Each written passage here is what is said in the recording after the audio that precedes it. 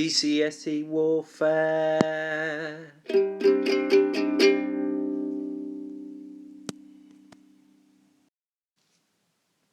Okay, first thing we're going to look at, looking at GCSE warfare. We're in the Middle Ages, we're between 1250 and 1500, and we're considering how much weapons changed during this period. Actually, not a great deal. There was considerable continuity in the main weapons used in the Middle Ages. We're going to look at a few of them. The first one probably is the sword, and swords were the main weapon used by knights in hand-to-hand combat throughout the Middle Ages. But they did change a little bit. From round about the sort of late 1300s, swords became a bit thinner and more sharply pointed, and a lot of that was as a result of coming across plates of armour and hopefully being a little bit sharper and more pointed and designed to thrust than they might be able to get between the joins of plate armour. So a little bit of change there with swords. There are some staff weapons during this period. A staff weapon is just simply a wooden pole, really, but it would be sharpened at the end or have a metal blade attached, like in a spear or a pike. Of course, these would be really effective when you put them together, the spearmen close together, and you formed a wall or a circle, very much like the schiltrons that you'll have heard about that William Wallace used at the Battle of Falkirk. Next weapon is the longbow, which was used throughout this period. The bow itself didn't change much. Range of about 350 metres, highly accurate up to 200 metres. The steel arrowheads could certainly penetrate plate armour. Arrows fired repeatedly by a large group of archers would be particularly effective and disorientating for defenders. A skilled archer could fire up between 8 and 12 arrows per minute. Bows obviously required a lot of strength to operate, and a longbowman had to be considerably skilled and well trained to be able to use this weapon effectively. So as well as longbows, there were also crossbows, which were much smaller and could fire bolts at tremendous force, but they were hard to use, hard to draw back. They had a mechanical device as part of the crossbow.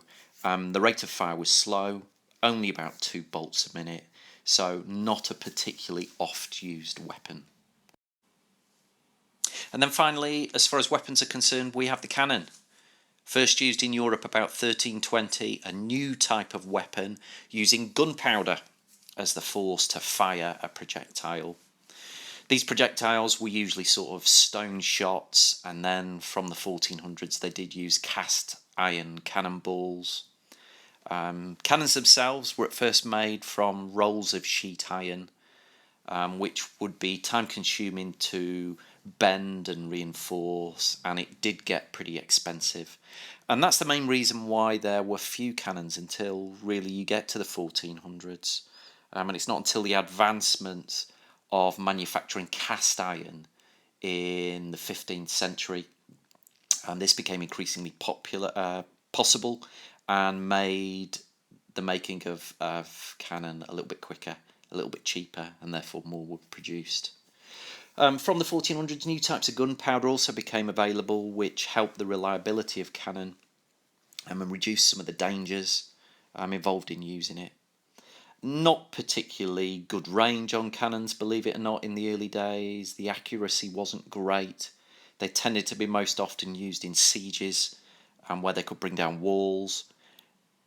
Cannons rarely used on the battlefield during this period of time. Difficult to move, difficult to transport.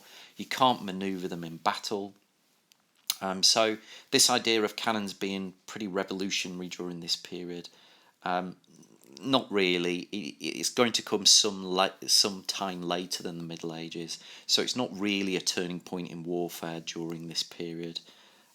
So therefore, not a huge amount of change was provided by cannon. There are still weaknesses with them. There are still problems with them.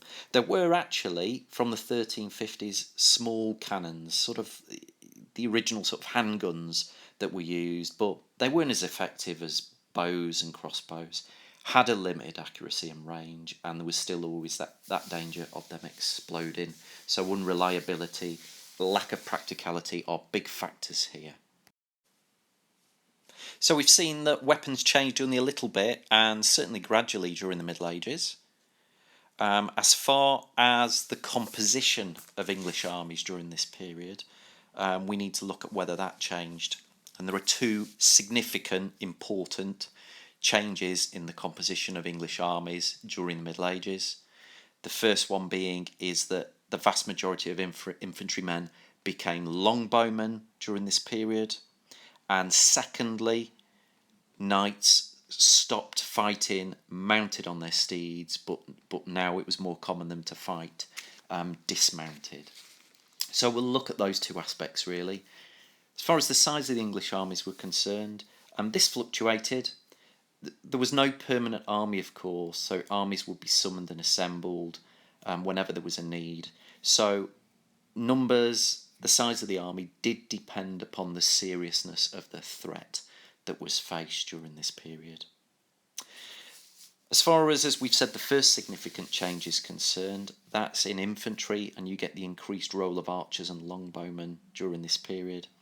Infantry made up the largest proportion of armies throughout the Middle Ages, about 75 to 90%. But what did change was the type and the skill of that infantry. At Falkirk, for example, the majority of infantry were just farm workers really, with basic spears and not really any weaponry as such. But by the late 14th century, the late 1300s, the majority of them were becoming longbowmen, which of course you had to be skilled to be able to operate. And it is the longbow that played an increasingly important role in battle during the 1300s. Archers would be placed on the flanks, in battlefield formations with knights in the centre. And battles would often begin with large numbers of archers firing a hail of arrows into the enemy knights. So this increased the importance of the infantry during this period, so that is one change. And some historians have suggested that in its way is quite revolutionary, the movement from foot soldiers being armed with swords and basic weaponry to actually becoming archers with longbows. The other significant change we mentioned in the composition of armies was the decline in the role of mounted knights. Mounted armoured knights had a decisive role in battle in the 13th and early 14th centuries, the early bit of this period. You might remember the charges of knights on horseback at the Battle of Falkirk in 1298 between Edward and William Wallace. However, there was a decline in the role of the mounted knight in battle from round about the mid-14th century, 1350. New formations meant that knights tended to fight on the floor, dismounted in the centre of the battlefield. Plate armour would give them protection, and this type of hand-to-hand combat fitted quite well with this emphasis on chivalry and that culture of military prowess and bravery and status. Mounted knights and mounted archers therefore continue to have an important role in perhaps more in raid situations rather than in set battles. And of course you need to remember that knights still had a pretty status position as members of the social elite during this time.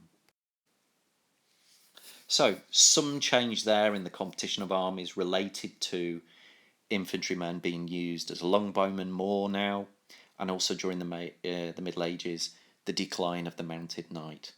We now need to move on to look at cavalry and infantry in a little bit more detail, particularly in terms of recruitment and training. So, if we look at cavalry during this period, as we know, cavalry were mounted soldiers, fought on horseback, tended to be from the social elite, so landowning, wealthy nobles. There were knights of the royal household, which were the king's own paid private army, and they would each have a group with them, a group of followers of other knights and archers that would be known as their retinue. Protection tended to be chainmail, sometimes helmets, and of course you have all these the colour and the wearing of cloth and banners and garments, which would be a sign of status for knights during this period. And the main tactic on the battlefield, as you have seen at Falkirk, is the rout and chase, where they would charge enemy troops and attempt to scatter them and chase them away. But of course, as you know, again used at Falkirk, the development of the schiltron by infantries was one of the factors in the demise of the mounted knight during this period. Now, of course, at any point during this podcast, you can pause it and write down some of the details too on the slides about the story. But now we need to move on to look at whether there was any change in the recruitment of training of knights and cavalry during this period. Details are on here, but the king would often use the feudal system, where in return for land, control of large areas of England, military service would be promised by nobles such as earls and dukes. Sometimes this might be under a feudal summons, which would be for a 40-day period each year, or there may also be a general summons which relied on knights offering their services voluntarily to the king when he needed them, with the hope of perhaps gaining land, treasure, ransoms, plunder in return for that. However, both these types of recruitment, both these types of summons, were pretty unreliable. The king really didn't know who was going to turn up. Kings wanted something a little bit more certain, and that's where indentures came in. This is where kings could make contracts with individual knights for fixed periods of service, a more reliable method of recruitment for campaigns. And by the 1400s, really, these indentures, these contracts, had become the main method of the recruiting of knights. As far as training was concerned, you know, because you'll have seen the Knight's Tale or stuff like jousting and what have you, there is a reliance on chivalry and chivalric culture during this period, and most young men, most young nobles were quite used to training in military skills and showing them off. Horsemanship, jousting, fighting with swords, pretty glamorous feature of medieval life, and therefore training was something that was normal really for knights during this period from these social classes. Which brings us on to the infantry, and again we'll just tell you a little bit about what the infantry was, and again some of their recruitment and training features during this period. So infantry, as you know, common men of no social standing who would fight on their feet with basic weapons such as swords, though some of them might have pikes, crossbows, axes. There would be a little bit of protection for them. They might wear leather, padded jackets during this period, skull caps. And their main tactic was just to withstand enemy attack. They'd form a shield wall, perhaps, and then the infantry would go in and advance once archers and cavalry had broken down the opposition. Whenever infantry met infantry on a battlefield, it was known as a melee. Pretty chaotic, and this was just frenzied and very bloody hand-to-hand fighting. As usual, if you want more detail, perhaps stop, pause, get some detail down before we move on to the next slide and we start to look at the recruitment and training of these guys. In the 13th century, most infantry were recruited just by local sheriffs who would be responsible for law and order in their districts. And they would muster, as it's called, collect together just local men to serve as foot soldiers. From about 1277, knights would be sent from the royal household to help this recruitment. They would have the title of commissioners of array. Again, this idea of trying to get together people from local communities to fight for the king. By the time you get to 1400, most foot soldiers, of course, had become longbowmen. We looked at that earlier, which was a job that required a lot of skill and strength and did lead to more demand for their services, which in return would lead to better pay, better prospects, and as a result of which, infantrymen would probably at this point, 1400 onwards, sign an actual contract and join a knight's retinue because they were so well needed because of their skills of using a longbow during this period.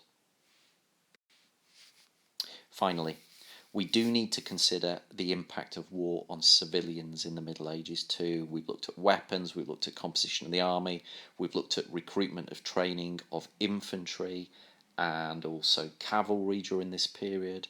So what about ordinary people? Well, we know first of all that civilians could be directly involved, they could be recruited in combat during this period. Civilians could also be the victims of military raids where their land, their livestock, their property could be looted, burned and destroyed. And England wasn't entirely safe from raids during this period too. They might be more common in the north of England and Scotland and Wales in border territories. But French troops did raid England's southern coast on a number of occasions during this period too, during the 100 Years' War, especially 1337 to 1453.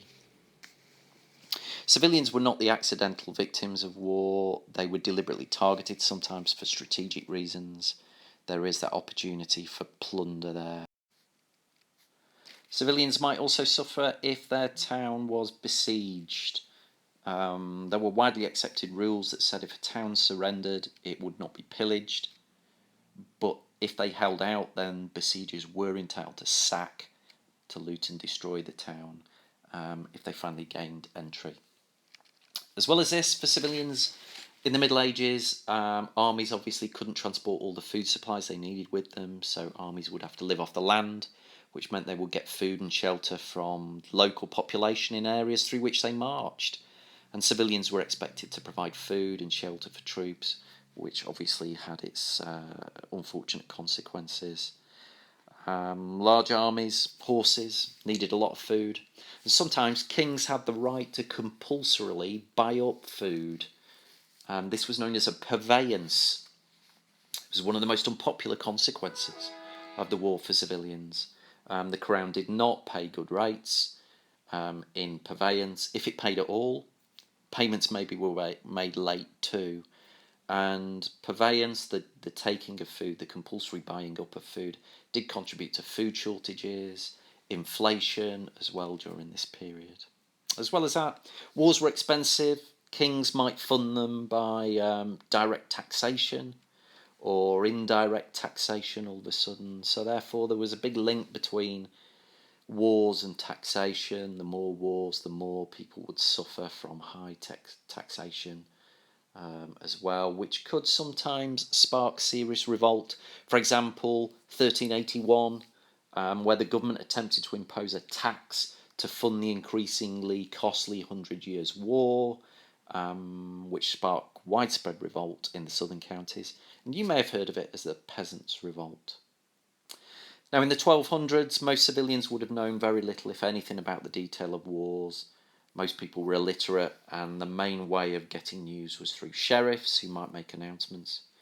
But by the 1400s, with literacy rates rising in the population, especially in London, people did become well informed of news, and therefore reactions to defeats played a major part in political events during this period too, which is a change. So, you might want to go back, stop at various times, make some notes on this. The important thing here is you noting changes in warfare during this period.